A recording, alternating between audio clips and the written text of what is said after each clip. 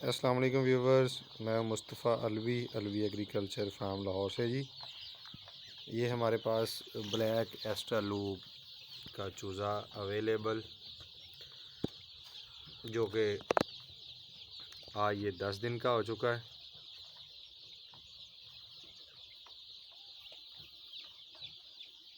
और माशाल्लाह से हेल्दी और एक्टिव सारा आप देख सकते हैं जी। ये भी हमारे पास फॉर सेल है, किसी ने लेना हो। और इसके अलावा जी हमारे पास ये आज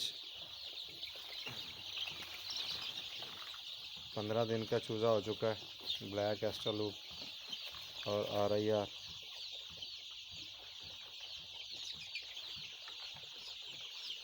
ये भी अवेलेबल फॉर सेल है।